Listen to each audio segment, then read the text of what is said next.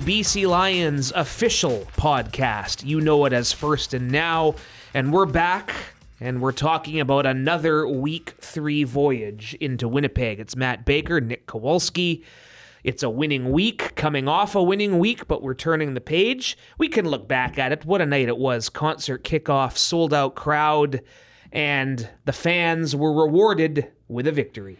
Yeah, we're in the dub column, right? It keeps the tradition Feels going good again, with the Concert Kickoff. Perfect 3-0 record since Amar Doman brought these to the home opener. Yes. And it feels good. That was a day. That was probably the biggest one yet. And I know that's a word I think our management likes using, when at least our business management likes using when it comes to these Concert Kickoffs. They want big and exciting and all of that. And I think it definitely was the biggest one yet. Yeah, and I had a lot of people asking me, oh, you must be real busy this week. Must be a lot going on. Yeah, absolutely. But it's busy, a little bit of stress, but not really, in a rewarding way. Once you're finished, once you've pulled it off, you see firsthand how special it is. I know that was your first time being in that venue when there was over 50,000 fans. It had been a long, long time for me. September 2011, when talking about a BC Lions regular season affair, but rewarding was the word. And and my big takeaway from how the game was won, some of the fans the last couple of years maybe have grown accustomed to airing it out and winning these high octane, high offense blowouts, but that was the type of game the Lions needed to win, Nick. You have it written down here, 3 2-and-outs to start, but the defense did its job for the most part in that first half, kept VA and company within one score. There was some great play on the line of scrimmage, no sacks allowed, no turnovers committed, and when you win the turnover battle, 9 times out of 10, you're likely going to be successful. That's a divisional opponent that, to me, Nick, looks vastly improved. Remember Calgary last year, 6-12. Or 7-11, whatever they were, still made the playoffs, but that was a rare losing season for Dave Dickinson and company. The ability to come back and the ability to grind it out for 4 quarters, that to me is an encouraging sign. Yeah, definitely grinding it out. Like you said, they go down 7-0 early. The offense really isn't moving the ball. And there were kind of the glamorous and the prettiness of the offense, VA slinging it downfield. I think about that 59-yarder to Aiden Eberhardt. Oh, yeah, kept that long drive going. Technically the winning touchdown drive, right? Obviously, you got to, on that 4th drive, they go to Katoya on first down, and then it's that VA 11-yard run. And from my angle, you probably had a better look from the Lions sideline. Thought he was getting hit for a loss. I didn't realize how many Stampeders were right in the backfield, because I'm more downfield, and I can't. You get blocked sometimes by players and refs and all that, but I didn't realize at the time how VA escaped that pressure from Michael Alway coming right at him and turned that into a first down, right? And then that drive ends up being the 8-yard touchdown of Justin McInnes, ends up getting the Lions right even. I know the PAT was blocked on that touchdown, but got the Lions right back on track, sort of a la the West semifinal number 2, right? It was a bit of a slow start, and then once the offense got in the end zone, it felt like they never left. Yeah, 2 blocked convert attempts, unfortunately. Benny's hammering those guys today on their kick protection. They'll fix it. They'll get it right. But, that's a big swing. If the Lions are only going up by 8 points at the end, then you just do the math. It's something that they want to fix, because the games get more critical. Every point is important. It kept it a one possession game too at the end. That's there what too. I mean. Yes, yeah. The Lions could have been up more than 6 or 7 if not for those. But hey, I think VA. It's one of those terms that gets said a lot. But VA said complementary football and alignment assignment. Yeah, here's another one. Speaking of, I think it was Alexander Hollins. We heard him say at practice on Tuesday to start the week off officially, and VA drops one of those right in the bucket to Hollins. He can't haul it in. He redeems himself with a touchdown later, but you could tell he was still fired up about dropping that first one. And that's what I love about the demeanor of this team, whether it's the post-game press conferences or out here at practice earlier. They know they have to be better. They know an effort like that isn't necessarily going to mean a W in Winnipeg. We're going to talk about the Blue Bombers and their own struggles here, but there's going to be no gimmies in this league this year. There never is. But the ability to just keep fighting, not get too discouraged. We have some other standout performances on defense. How about Ben Hladek? Again, leading the way, 10 tackles. Had the interception, which was a big the word you like, momentum, changing the momentum in the second quarter. I think that was. You had guys like Thibaut Debaye and his pressures, Josh Archibald. Christian Covington got his sack late, seeing his dad Grover and the entire Covington family there. Just a special night all around, and the good news is the coaching staff fixing what has to be fixed.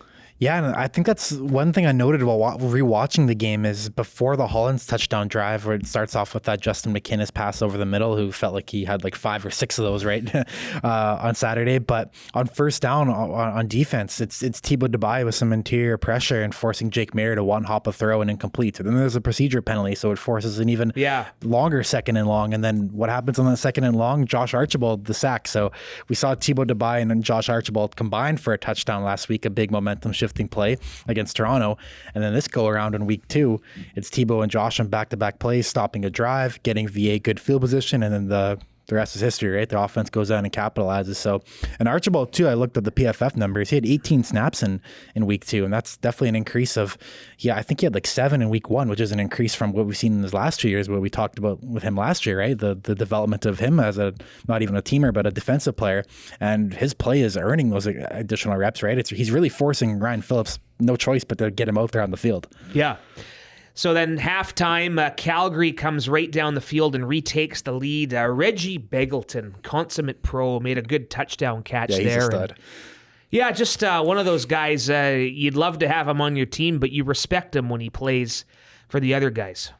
Yeah, I mean, hats off to Reggie there. That was a hell of a catch in the corner of the end zone, and just an all-around great player. Yeah, and Calgary was moving the ball pretty well too, right? I know, like they only averaged 3.6 yards per rush, which is a hats off to the run defense, right? You mentioned Ben Haladic being a force in the middle there, pretty much from the get-go. But Mills had 99 receiving yards, right? They're running back for them, so they were they definitely made an emphasis on kind of swinging it out to them, and Mills made some plays. Even their other running back, Emons, I don't know if I'm saying that right, but brand new running back for them, made a bunch of plays for them too. So they made some plays for the air, and they took back the lead there with the Begelton TD. And we talked about the big winning drive early in the fourth quarter, the Aiden Eberhardt catch, 59-yarder to keep that drive going. That 108-yard scoring drive to take the lead for good. And I remember I turned to, I think it was young Liam Thompson on the sidelines. We're pinned back to the 2. I'm like, we just get a couple first downs here, at least flip the field. Yeah. And Hollins made a nice little toe tap catch toward the sideline. The one to sort of get them really out of the shadow of their own goalposts. So, despite that drop, Alexander, Batman, we like to call him, that bat signal was being answered more often than not, despite that one drop. And then after that, of course, the big defensive turnover and Josh Woods, who we're going to speak to this week for BC Lions on Tap at Park Casino. We spoke to him on Tuesday night, so we encourage you to check that out. The heads-up play, swatting that fumble out of bounds that was forced by Mr. Perryman. Again, key plays, complimentary football, and I tell you, this Stampeders team, I think, is going to challenge for a top position in the West, but didn't happen for them at Concert Kickoff. Yeah, and on that last turnover, right, Jordan Perryman, I know one aspect Ryan Phillips and the defense, the staff really liked about Perryman in training camp coming as a first-year American is that he was a really good tackler, right? And we saw that in the preseason and has a game-changing play, almost a game-saving play, right? Because I think even in our digital chat that we kind of go through live, like we're preparing for a walk-off field goal. You got to kind of think 2 steps ahead, right? Have to sort of plan all the scenario. Calgary's driving down. They're down by 6, right? This could be time for Sean White. I bet Sean White was thinking it at that moment too, but Jordan Perryman and Josh Woods, heads up play by Josh Woods. He immediately knew it was going to be BC Lions football, right? Knows the rules, something that you have to be prepared for, right? And kind of put the game to bed. And Sean White did end up putting the game to bed, just kind of in a different fashion, right? With that 47-yarder with under a minute to go to walk the game off and secure the win like Sean White is accustomed to at BC Place here. Yeah, just special night. We're going to talk about Winnipeg here in a minute. We're going to talk about the World Junior Football Championships. Yes, the head coach of Canada's national team, Warren Craney, a football lifer who you may not be familiar with, but we're going to talk to him shortly. Quickly, 50 Cent, outstanding. Oh, yeah. Lead, yeah. Yeah, well, we've talked a lot about it, and you did a nice little recap video with some 50 Cent music. I was in awe. Unbelievable. Just an unbelievable performance. A little bit starstruck, I'd say. It is pretty cool seeing him. I was pumped up to make his digital team put together a little recap video of his day. He had a pretty crazy day and ended up in Vegas by the time Yeah, he went he to was bed. at Dry Nightclub there down in Vegas. Yeah, so just a mere hours after PJ to Vancouver. Yeah. But yeah, that was a really cool moment. It seemed like a smash hit overall. There's going to be a couple negative comments, but I think overall, when you look at all the feedback, I think people love the gift that Amar Doman gave them for the concert kickoff, and 50 had that place rocking. And like we kind of touched off on the top there, it was probably the biggest one yet, with the stage and obviously the crowd around it. People were fired up. I was looking up in the 400 level during the concert, and there's people standing, dancing. It was a good time. Back to my clubbing days. I know I've said that before, but hey, by the way, you see Amar Doman's Instagram post today? It looks like 50 got a pair of those famous shoes with his likeness on them. Wasn't that cool to see? That is very cool. Yeah, those made the video too. I saw 50 posted yesterday, and I think that video is like 100,000 likes already on IG. So, yeah, 50 has 32 million followers too. So for those who don't think that's something, he's like an A-lister or still doesn't have it in terms of the notoriety of it being a celebrity and all that, to like 50 is still top notch. You keep pumping up those awesome arrow ups, you'll get over 1 million by 2030. We're trying. Maybe. All right, excellent night, concert kickoff, and I'm already intrigued to see what we do for round 4 next year. I think Amar is going to keep the bar is here. leveling it up. Of course, we got the Jonas Brothers at Grey Cup. That'll be cool. Hopefully, we'll be busy at halftime working, and we'll have to watch it on PVR later. But props to Amar and everyone working feverishly behind the scenes with your BC Lions. 1-1 at Winnipeg week 3. Deja vu all over again. I think we're going to Winnipeg the exact same weeks this year, are we not? Week 3 and 9 or something? Or? Last year it was June 22nd and August 3rd. Yeah, it's June 21 and August 1 this year, right? That's right, yeah. Deja vu. Yeah. Except this time, a big difference. Last year, remember, we were 2-0. They were 2-0. Battle of the Titans last year. Things are different this year. Well, it's never really too early to start talking about scenarios and tiebreakers. I mean, you can open up a 4-point cushion on these Blue Bombers this early with a head-to-head win under your belt. They're going to come back here on August 18th, I think it is, somewhere in there. Yeah, I'm learning the schedule, Third and final meeting with Winnipeg will be done 2 weeks before Labor Day in Touchdown Pacific, but I'm going to throw records out the window here, and yes, I know the Blue Bombers are injured. Even before their injury report said they had some key departures in the offseason, namely Jamarcus Hardrick, Jackson Jeffcoat, a guy who retired on their defense. But they've still got Zach Collaros. They've still got, Kenny Lawler's one of those guys on the 6-game injured list, but Dalton Schoen, another guy who's been banged up. So I'm really interested to see their final injury report. Will be out after this episode is dropped, but I don't think it matters personally. For this game in particular, no.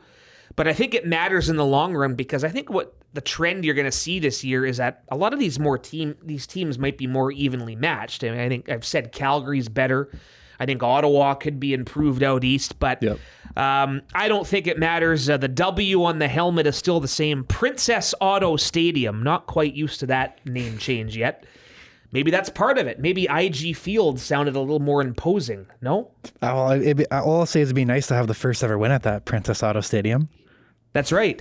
Yeah. Still get that done. Get that done, but yeah. I'm with you too on the 0-2 aspect of things. I really don't think it matters. I love what Rick Campbell got this question a lot in the offseason, and it's the question on the topic of, the Grey Cup's in Vancouver. Is there more pressure? Are you guys trying harder to win it? And he says the same thing every time. He says, well, I question what we were doing last year if we were not trying as hard as possible to win the Grey Cup. And I think that goes the same with any single football game.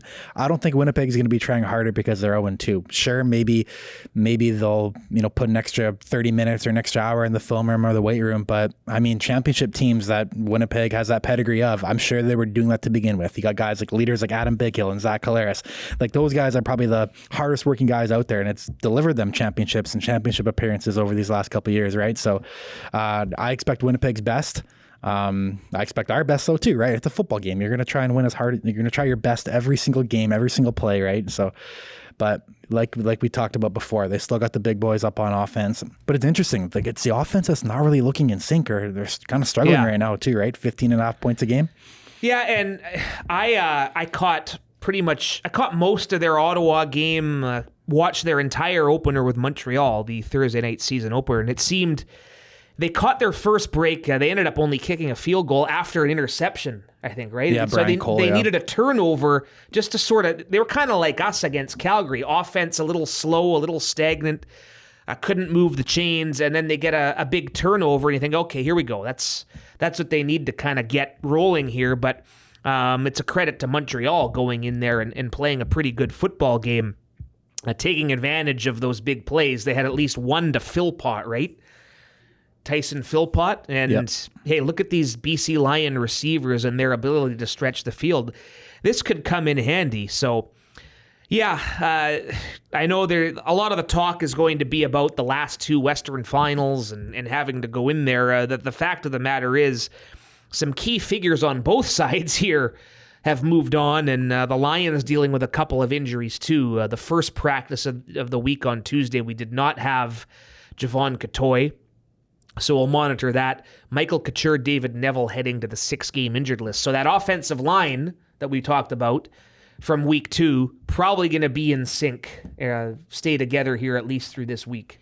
Yeah, and they talk about continuity on the offensive line, right? We always go back to Winnipeg when it comes to continuity in the offensive line, and that's something I think has been developed here too. On the injury note too, we mentioned it. Patrice Rene was another person who didn't practice today for us, so that's something to monitor. But I mean, Winnipeg, like you said, Brady Oliveira, Kyrie Wilson, Dietrich Nichols, Dalton Schoen, all on the injury list this week, and then you even got the guys who are already down, like Kenny Lawler, and then on defense, they're quite decimated, right? Celestine Habas, a new defensive end that's filling in. He just went to the 6th game. Miles Fox, who was filling in for Cameron Lawson. Cameron Lawson, probably one of the more underrated players in the CFL. They're both out, so they're down to their 3rd stringer there. Jamal Parker's a DB that we saw right in front of us at BC Place make that touchdown-saving tackle on Dominique Grimes last year. He's been out for them.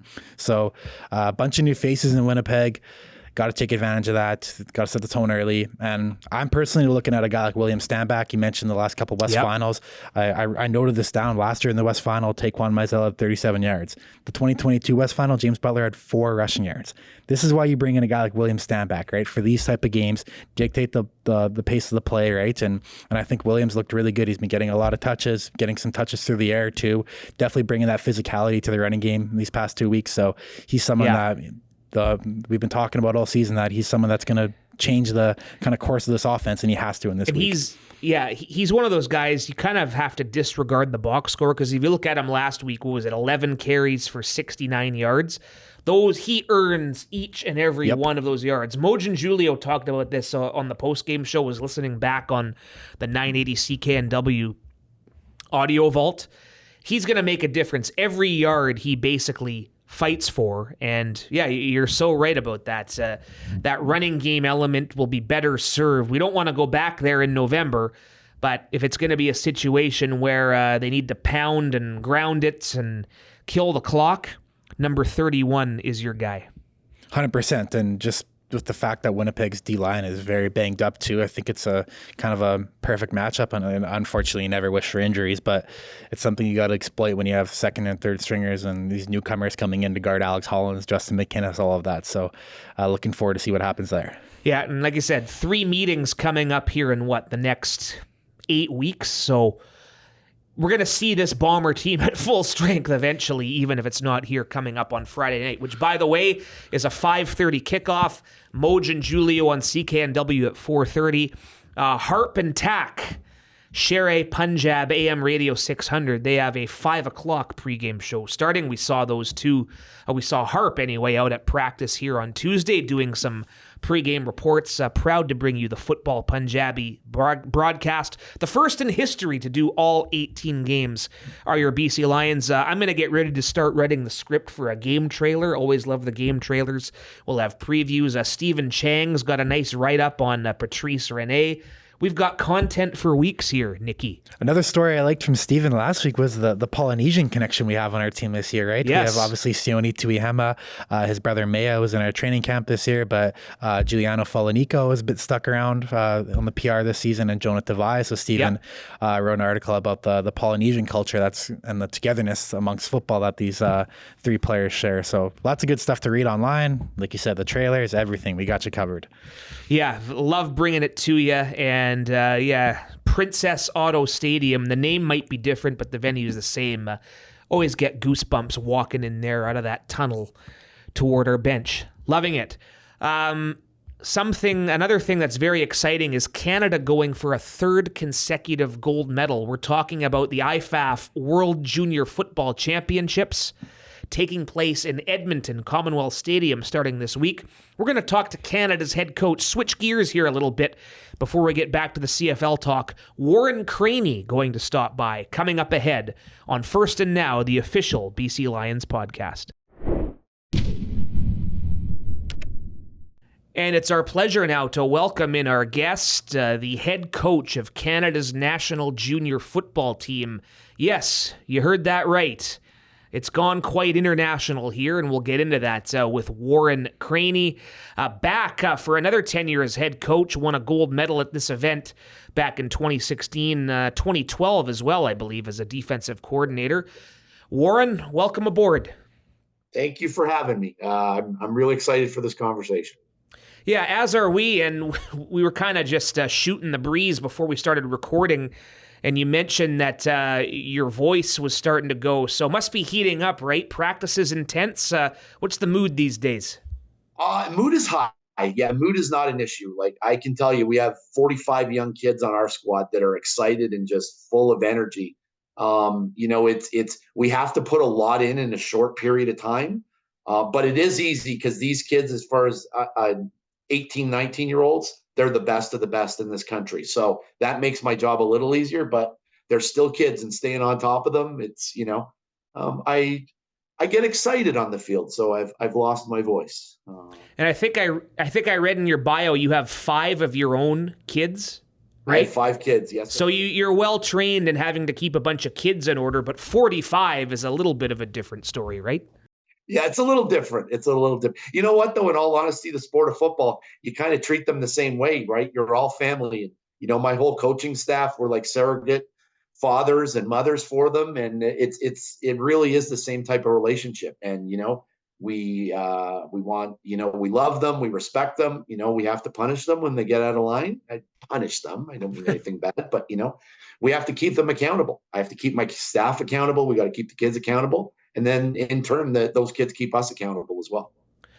World Juniors get going here in a couple of days, the 20th in Edmonton, Canada going for a third straight gold medal. For some of our listeners who might not be as familiar, just how special and how big has this World Junior International event become, Warren? Really special, obviously from a personal standpoint. I think from a global, it's really funny. People don't realize how massive the sport of football is worldwide. And you know what? I think they take it for granted. Mm-hmm. You turn on the TV and you see, the Detroit Lions playing in London at a sold out Wembley Stadium. Like, it really has become a global sport. And, IFAF right now, if I'm not mistaken, there's 76 member countries. So there's 76 football federations in the world. Like, it's just absolutely, absolutely insane. And you know what? They're playing football at a high caliber. You look at Mexico, universities are playing football. A statistic that'll blow your mind. Japan has more than double universities playing football than we do in Canada. It's just a massive, massive global sport. And they're getting better. They really are. Football is, I accredit it to social emulation, right? You throw on the TV, you see the NFL, you see the CFL. Yeah. CFL's doing a great job, getting their product out and bringing players in from European countries. And, the kids are watching it on TV and they want to see what's going on TV. So these football federations are getting really popular. I know we just wrapped up with Coach Campbell doing his media press conference, and he was talking today about how in the CFL, all 9 teams are very even. There's very close games, and it sounds like it's becoming the same at the global level with this tournament. It's getting there. It's getting there. So maybe you mentioned Japan, but who are some of the other countries that maybe the average listener that doesn't know much about this tournament would be surprised to hear that really bring it on the football field? Wow. Yeah, I got some shockers. When we were in China, China had a team in China. Kuwait had a team that was they hired about 7 American coaches, signed them to a 2-year contract.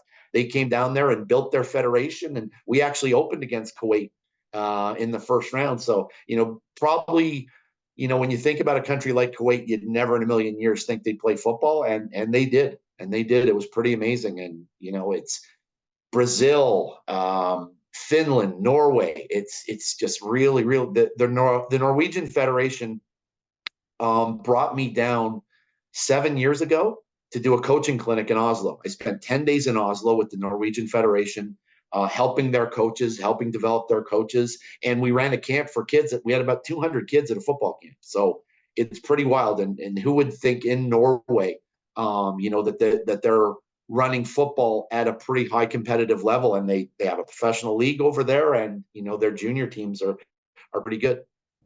Are there any special characteristics when you go against countries that you have to game plan for? Like, I know first example that kind of pops in my head is when you think NCAA football, you think Georgia Tech and the triple option. Is it like, oh, Finland's gonna run the ball 30 times today, and we know it's coming? Is there anything like that goes on? We opened against Brazil, and our coaching staff was joking, when they're on their own 30-yard line, they're probably in field goal range, right? I bet you they have no problems kicking the ball on that team.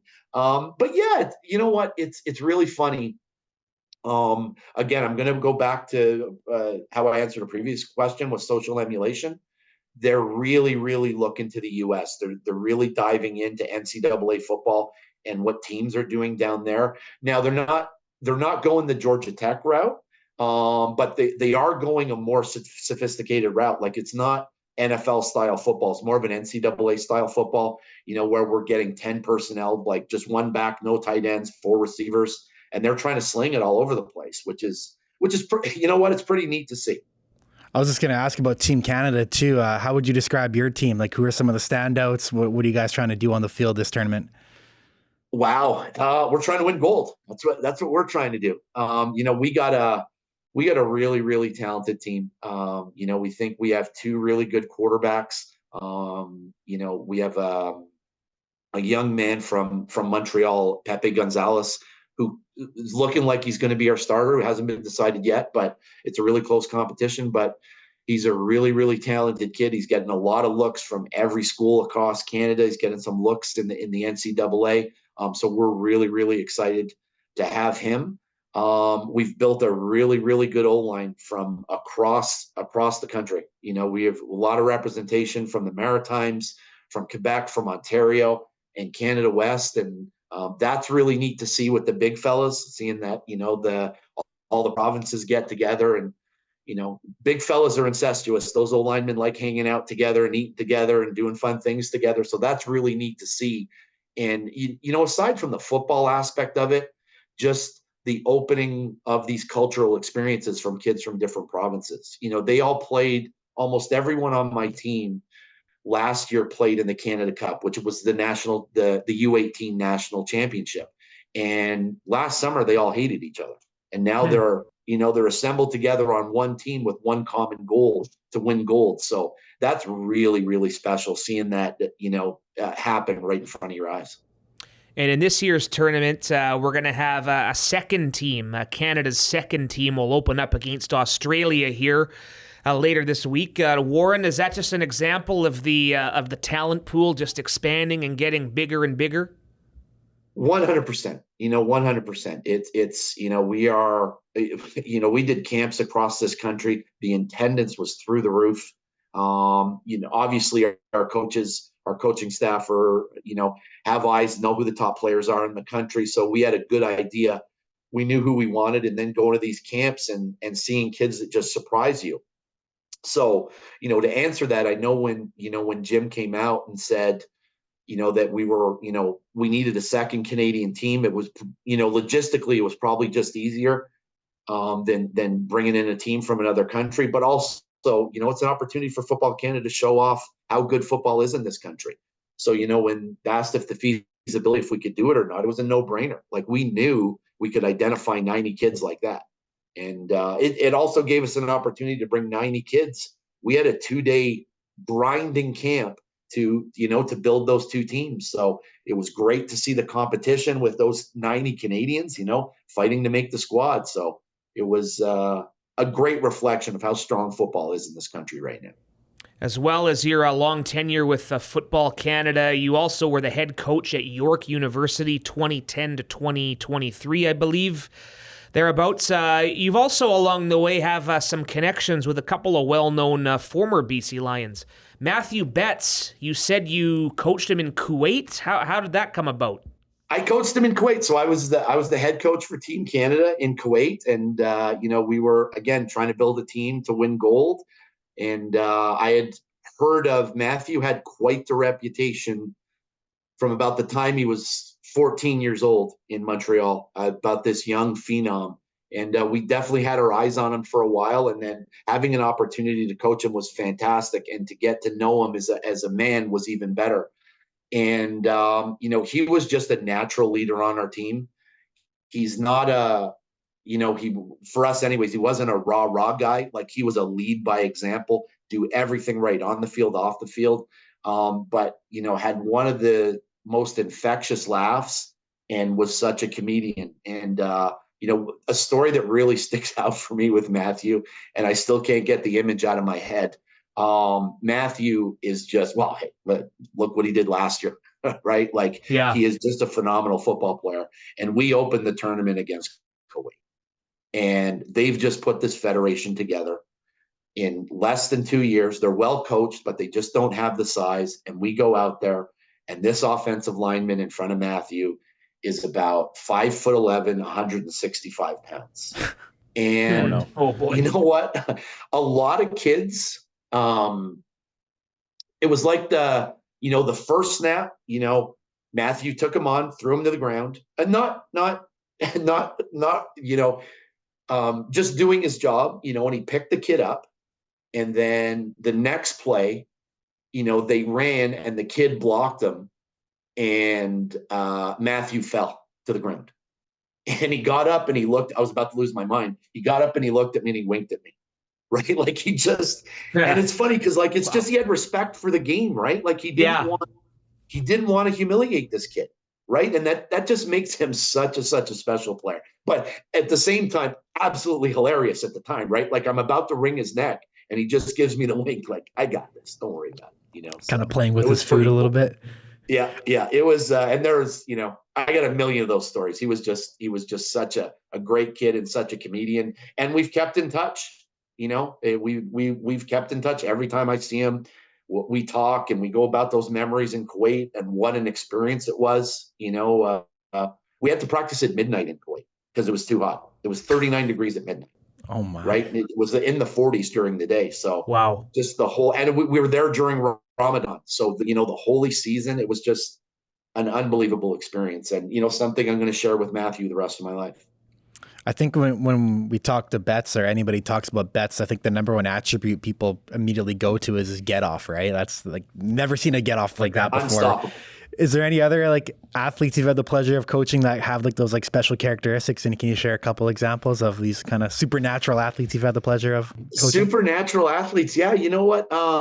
Wow. That's a really good question. Matthew's right up there with the best. I'm brain cramping a little bit. I wish I would have prepped for this question because I know I've coached some special kids. Wow. Colton Hunchak, that was with the Calgary Stampeders, for 5 years. And I know I only remember him because he played for me at York. But yeah, we've had some, kids go on, I'm thinking the 2016 team, the University of Montreal, that just won the Vanier Cup. Two of their players, their free safety, Bruno Lagacé, was our free safety. Saint Cyr, who's with Calgary right now, he was on that team. It's just that, you guys had Peter Godber. I had Peter Godber on our, I think it was our Texas team. We had Peter Godber. Talk about another great kid. He lives he doesn't live, but he went to high school in the same city that I was living in. St. Andrews College in Aurora. And Peter, talk about another great kid. I know I was at the BC High School All-Star game right before COVID. Was that? Yeah, it was right before COVID. And, I'm standing in the end zone and this, big lumbering kid all decked out in BC Lions gear walks up to me. It's Peter Godber, it's just, it's this, we're together for 24 days and it's in the scope of life. It's a very, very short time, but the memories are forever. I just mentioned the Kaylin Smith St. Cyr kid. We're doing training camp in Calgary, and he walked on the field during practice and came up and gave us a hug, and he's just, you can't. It's those memories are just forever, and it's pretty awesome. Love it. I can hear the excitement, the anticipation building. Canada opening against Austria on the 22nd. Canada's second team against Austria on the 20th. Canada, led by Warren Craney right here, opening against Brazil, going for a third straight gold medal. It's happening at Commonwealth Stadium. This has been excellent. We wish the team luck in their gold medal pursuit, and we'll be paying attention, Warren. You can guarantee that. Awesome. I appreciate that. Yeah, we're going to bring it home. It's never been won on Canadian soil before, never been played on Canadian soil before. We're really excited to make this country proud of these kids and bring home gold. Well said. Thank you, sir. Awesome. Thanks, Warren. Go get that gold. Appreciate it. Thank you. Excellent conversation with Warren Craney, the head coach of Team Canada, going for a third straight gold. And that's something even the most hardcore football fan might not realize, just how global the game has gotten. You see it with the CFL's global initiative, and Canada top of the podium and looking to stay there. Well, name dropping Norway and Finland and Japan and China. Kuwait. New upcoming countries, right? And the fact that China is double the schools you said playing football right now, than Canada. That shocked me, right? Yeah, so unreal. Yeah, interesting tidbits there, and best of luck to Canada. It's exciting to see these future athletes perform on the big stage. And by the way, for those wondering where to watch the games, they can be streamed. IFAF has its own setup here. ifaf.tv. Again, Canada's B team starts first on the 20th against Austria. Warren Craney and the main Canada squad get going a couple of days later against Brazil. I'm going to be trying to pay attention to this as much as I can.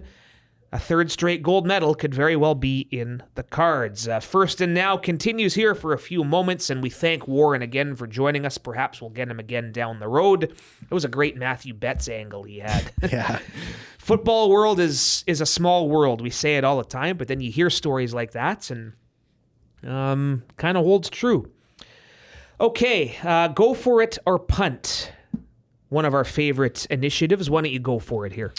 Well, on Sunday morning, I headed downtown to Vancouver and I went to one of my favorite diners. It's a breakfast spot on Granville. I'm not gonna name drop it because no free ads, right? But we don't want anyone to steal your secret either. Yeah, but it's this old school diner. It's right on Granville Street. Let you guys connect the dots if you're interested in it, or hit me up after the podcast. But my specialty order that I like to make there is they have dozens of flavors of these milkshakes, and it's in this old school diner, and they give you the typical milkshake glass and they give you the side silver kind of thing that they make it in, right? For extra. And I got an espresso one on Sunday, celebrating the big day on the concert kickoff, getting all that work done. So that was a treat, and I enjoyed it, and I will always go for those. Yeah, that's I can go for a good milkshake. Haven't had one in a while. So once we're done here, you're going to tell me where you got it. Yes. And I think I'm going to go there on the weekend. Let's get a sponsorship going with this place. Let's get Chaika and Griffin to get some horsepower going. I like it. Okay, well, I'm sticking with beverages. Father's Day was Sunday. My wife and daughter spoiled me very well. My daughter, Libby, in fact, was so excited. She actually woke me up on Saturday. I was getting up to get ready to the game. She gave me my Father's Day card a day early on Saturday, but my main gift, I got one of those Yeti coffee mugs. Oh, yeah. Thing is outstanding. It's the perfect size, and it keeps the coffee hot for hours. And that's one thing my wife warned me. She's like, just be careful with this. It's going to stay hot for a while. So brought it with me to work today for the first time. Ho-ho. Clutch. Yeah, it stays, like you said, hot all day. I remember there was one actually, I think it was like last week, I had extra coffee and I always put it in my fridge after because I like having it chilled. Yeah. But I only had one of those like Yeti sealed ones, containers left. So I put it in there and I had it in my fridge all day, came back home and took it out and it was still hot. Despite the fact it was in my fridge. So yeah, they definitely did the job as advertised. Yeah, so I'm very much looking forward to adding that new one to my routine. Should I punt here while I'm still talking? Yeah, go ahead. This happens a lot lately. The traffic in Vancouver gets worse and worse, but I still can't get over people who drive slow in the left lane. If you're going to go 5 kms below the speed limit, that's fine. Just move over to the right and let us speeders pass. It's brutal, yeah. You don't get mad at those people. Just tell them, like, you're the reason why we have traffic. Yeah. You're causing traffic right now by driving. We're not stuck in traffic. You are the traffic. You are causing it, yeah. You will become traffic. Yes. Because of your poor driving skills. But yeah, that's a brutal one. That's just, I know that might sound too easy, but no, that's grinds my gears. That's a good grind my gears. Yeah, I'd punt that too. But mine, it drives me nuts right now. There's kind of like, so I live in a kind of taller building. So there's 30 plus floors. One in of the building. Massive penthouse high rises here King George, in Surrey. No, I think Coach Bowman has that. He's higher than me in my building, but Brentford, yeah. Yeah, but I'm only down on the 7th floor, and they're usually now, I think it's now that my building's kind of older and people have been living in it for a while, it's kind of like it takes a little bit for the fob to work. So if one person scans the fob and I'm on floor 7 and I don't get it first, there's a lot of times where I won't even get it by the time I get to my floor. So sometimes I ride up to the 30th floor with Coach Bowman because I can't get my fob in time. But sometimes there's a kind of like a mutual understanding. I find these people on the higher floors, they know this now because they've experienced it too. So they'll actually like tell you to go. But sometimes you miss your floor and it's the worst. I hate that. Figure out up the elevator for no reason. I go right by my floor. It's an inconvenience. I love my building. I love my area and all of that. But that's one thing that I'm punting. It drives me nuts when that happens. It's a pretty good spot to live, though, overall, right? Oh, I love it. Yeah, no complaints. Yeah, all kinds of new development popping up, some dining options. Bunch of guys around, yeah. So you can probably find a good milkshake on King George somewhere.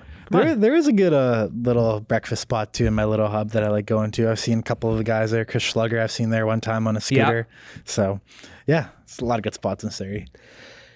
Again, no free ads, that's all. All right, Exactly. Week 3, love it. Week 3 in the Canadian Football League, we've teed up the Lions and Bombers Friday, second game of the week. I suppose this is something I could punt, Nick. I don't like how the defending Grey Cup champions are waiting until Week 3 to open at home and do their banner, I guess. I know scheduling's hard, but the Alouettes home to Ottawa. We've talked about the fact the Red Blacks, after their Week 1 bye, came out on top. And for Montreal, they're 2-0, 2 road wins. It was the Walter Fletcher show, among other things, in Edmonton. And we've talked about great attendance. I've heard there's over 20,000 tickets sold at Molson Stadium. Good one to start the week. Good, yeah. Battle of the undefeateds too, right? The Red Blacks 1-0, coming off that big win, hosting Winnipeg last week. Drew Brown looking pretty solid back there. Ottawa ran the ball really well too. I know that was kind of a question mark for them, right? With they went down a couple of running backs in the offseason, but they used Braylon Addison, who's still dipping into the fountain of youth, it seems like, in the backfield there for them. Kind of did it all in Hamilton and did it all last week against Winnipeg. So, yeah, it should be a close one. We're kind of used to these past couple of years, these two teams meeting, and it's not necessarily the most impactful game in the standings. But, I mean, yeah, like 1-0 versus 2-0 to start the year. It should be an exciting game. 0-2 are the Edmonton Elks, and they've got a tall task here if they want to snap that losing streak and avoid still being winless when they come here 1 week from Thursday in Week 4. Edmonton at 1-0 Toronto. The Argonauts had that Week 2 bye, and we talked about it a lot last week on our First and Now episode with Josh Archibald. Toronto, Cameron Dukes and company, not really feeling the effects of that quarterback change, and I'd expect the Argonauts to have their way with Edmonton here, but That's why they play the games. Exactly, yeah. McLeod Bethel-Thompson's return to Toronto too. After I forgot about that. Yeah, angle. right. So that's a big angle there, and I know McLeod definitely knows the talent they have in that front seven, and I'm sure they're prepping for that, right? Because we saw it firsthand too in week 1 how loaded they are up front and how disruptive they can be with Fleur and Omalade, Serezna. Obviously, they traded away McManus, all those guys, right? So having Make a week Sean off, Oakman expendable. They're doing fairly well at that position. Yeah, exactly, right? So Edmonton's kind of been vulnerable to the big play in the back end too. I think Toronto can exploit that if they can hit some home runs, right? Tavares Daniels, Dejon Brissett have really stepped up in that area. So like you said, they still got to play the game, but yeah, definitely advantage Toronto in this one. But we were pumping Reggie Begelton's tires earlier. I feel the same about Dejon Brissett. Just solid Canadian too. Solid player, solid athlete. These Canadian receivers. I think the host of CFL actually just dropped a graph. I'm going to pull it up right now. He just dropped a graphic actually about just Canadian receivers right before I was looking it up. And Justin McInnes leads the way with 194 yards, but then you got Tyson Philpott, Keon Schaefer-Baker, Keandre Smith, Curly Gittins Jr., and Keon Julian Graham, all with over 100 yards already. Canadian receivers. Justin McInnes, you said it, leading the way. Very, very good. And yeah, that's great. We've talked about Football Canada a lot this week, so it's fitting that these receivers are doing crazy. their thing. Sunday night is a rematch. Tiger Cats at the Rough Riders. Boy, oh boy. We were texting, we were in our group chats there Sunday, and we were thinking, this is going to be a perfect week in the West Division. Yep. BC Lions win.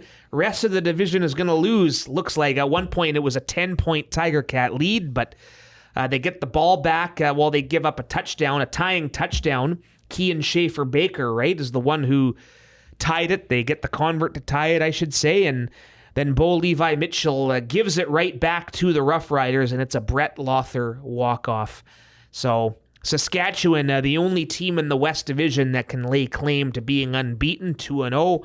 Full marks for grinding it out, like we say, and coming back, but this is going to be a tough spot for Hamilton going into Regina to try to give one back to them. But hey, I'm looking forward to seeing how Bo Levi and company respond. Yeah, Saski's home opener too with the new coaching staff, AJ Oled, all the new pieces they got too. So the crowd's going to be fired up for that, I can tell you that. But Hamilton, it kind of what we were talking about earlier, Hamilton, they're 0-2 now, probably deserve better at least last week, right? And I know Bo Levi Mitchell's playing some great football too, right? Kind of one of the more surprising storylines so far is how mobile and how strong Bo Levi's been in the pocket, right? He's been really airing it out. Almost had 400 yards, and that last pick, unfortunately, he put the ball right where it had to be. Unfortunately, and kind of got alley-ooped right up to a defensive back. But the first thought I had is 33-30 walk-off field goal to that end zone in Hamilton. That's exactly what we did last year. The exact same situation. I know Dane Evans obviously engineered that game-winning drive for us, but you got a kicker like Brett Lothar too. It's almost automatic, right? So it definitely had a bit of deja vu, even though we weren't there. It felt like that exact same situation, and it's a good feeling when that happens. Never forget the emotion swings in that game in Hamilton last year. We're going to put it away. Vernon throws the interception, give up the long return. He gets injured on the play and thinking, oh boy, here we go again. It's that knee again. But then Dane Evans comes in, engineers the winning drive, and then Vernon ends up being okay. That was a great one to clinch a home playoff game that night, I believe, as well. Second last game of the year. Excellent. Lions, Blue Bombers, you get some home cooking this week, right? In Winnipeg. Business trip. Gonna go home. Yeah, business trip with a couple of home cooked meals. Nothing wrong with that. Lions and Blue Bombers, again, 5:30. Princess Auto Stadium. Have to get used to saying that still. Might take a while. And we're looking forward to being in the Manitoba capital. Moj and Julio pregame 4:30, 980 CKNW. Harp and Tack on AM 600. Punjabi broadcast pregame at 5. We'll have all the content. Game trailer, game preview, game takes recap, Road in 5. It's going to be a fun weekend of content, especially if we get the dub. All right. We'll do it again next week.